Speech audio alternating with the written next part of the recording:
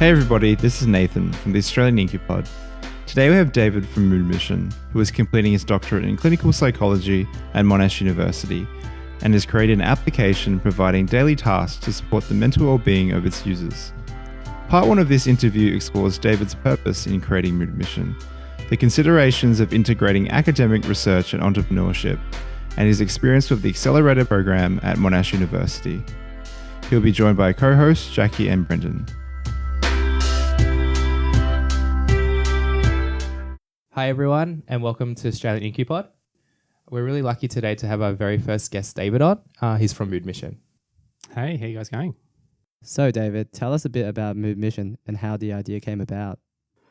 Sure. So I'm currently studying a Doctor of Clinical Psychology at Monash University. I'm sort of coming to the end of that right now, actually. And at the start of that degree, I was involved in a research project, still am, developing a different mood app, so one called Prism, and that was for mood tracking. So it's for people to report how they feel every day and then get like a little sort of mood journal that they build over time.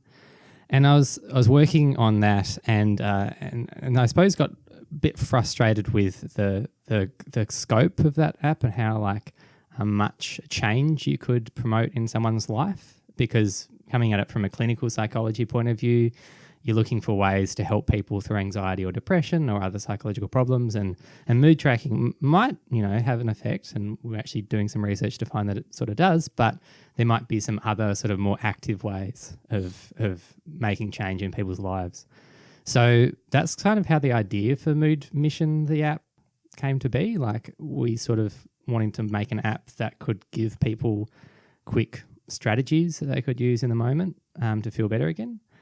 And yeah, it just sort of grew out of that. It was a bit of a weird process of blending research with a sort of, I suppose now I look back, entrepreneurial mindset, because at the time it didn't feel like a startup. It didn't feel like, the E word was appropriate.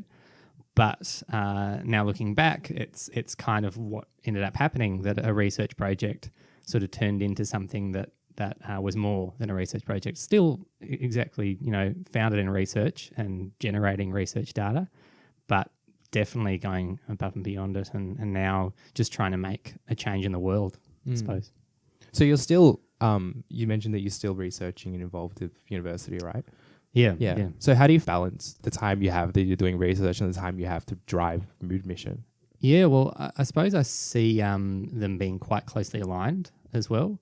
And MoodMission right now is, it's in a bit of a phase where we're sort of making a few little changes, and the developers who we're working with are off, making some changes, and then they come back and suggest things to us, and we review them, and then we, push them out to testers and get some feedback. And I suppose the process of research and the process of creating a product like an app are actually quite close. Like, it's all about developing a theory, going out to the existing literature or the existing field, looking at all the existing mental health apps or whatever out there, and then putting something out there for people to test and to try out and to get their feedback. And you either get their feedback by whether they like it or not, or whether they have suggestions on how to change it. Might get their feedback on whether it changes their mood over time.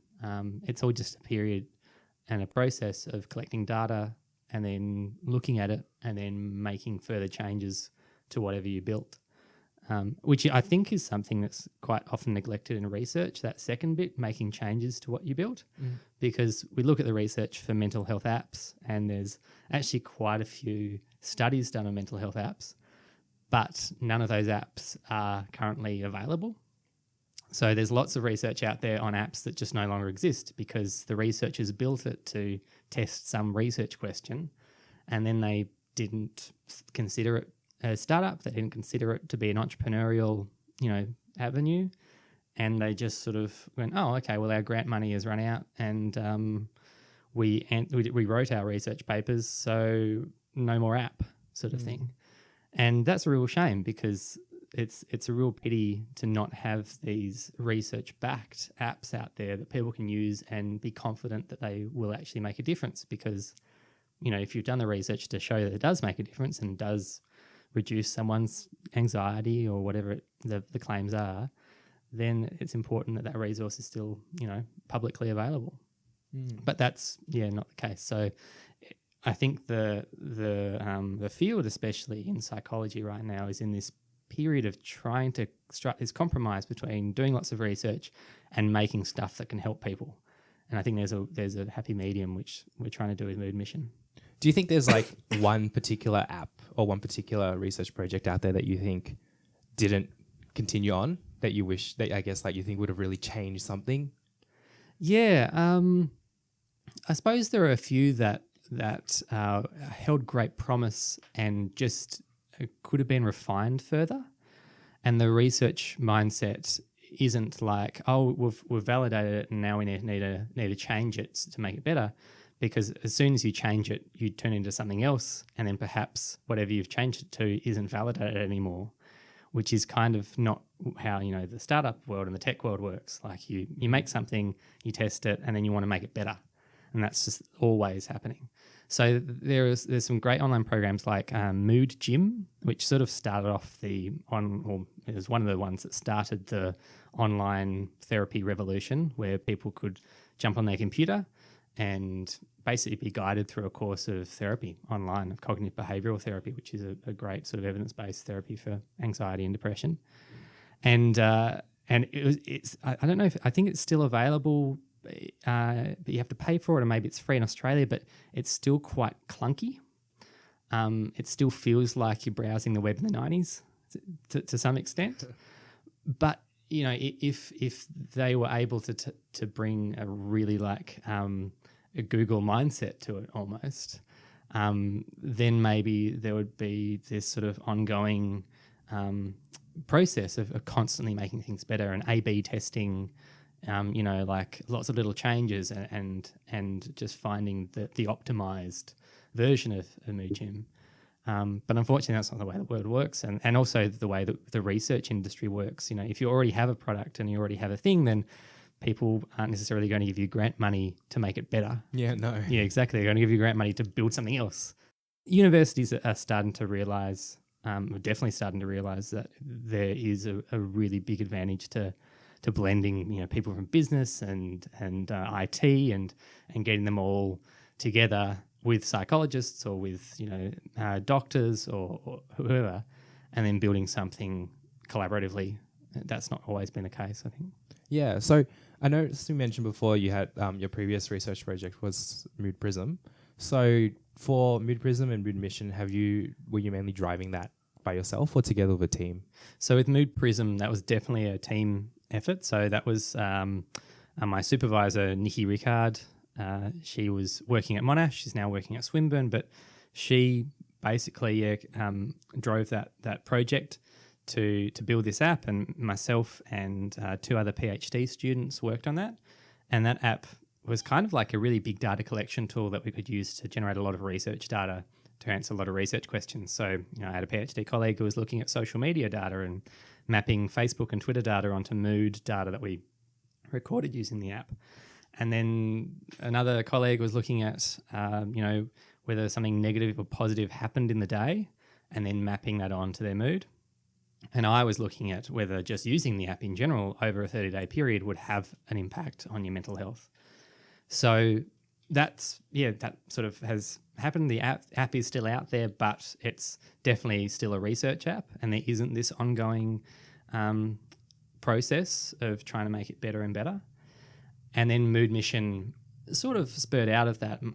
I sort of got this idea in my head of an app that you could use when you're feeling anxious or low to find strategies to feel better again, and sort of a little bit of a game-based mechanic to it as well.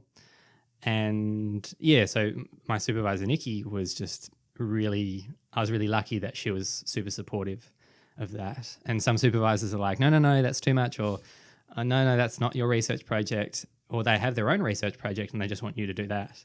Whereas Nikki and I think other fantastic research supervisors are ones who say, no, if you really want to do this, then I'll back you on it because you're obviously passionate about it, and that means that you can do it.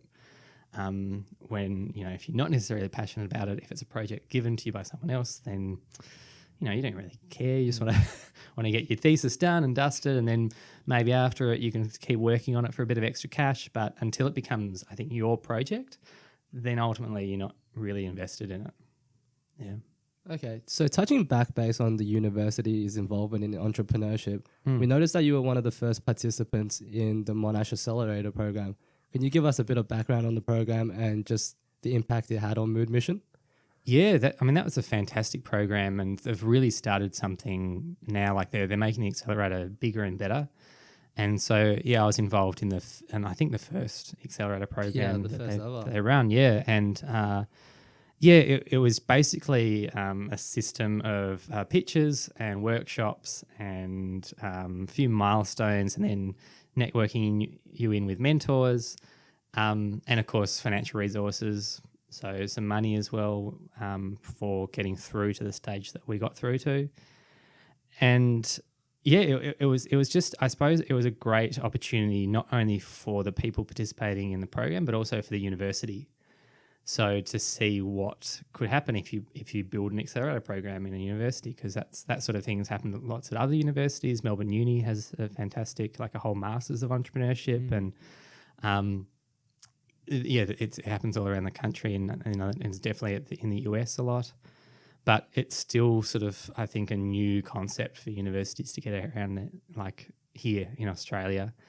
I think there's some stuff tied up in that with like intellectual property, and they don't really know how to navigate that, and or that they do now, and I think they do know how to navigate it. But the university is such a big beast with so many like processes and roles and stuff already built into it, that when you just try and make change in it, it's always going to be slow and painful, and people will get frustrated. And there are stories of trying to get a patent out of the university so you can go and do something in the business world, and it takes them 9 months just to process the simplest paperwork behind it. And by that time, your competitors have already beaten you to it, and they already have the patent, and they're off, and they've got a factory, and they've already made things, and they're selling it.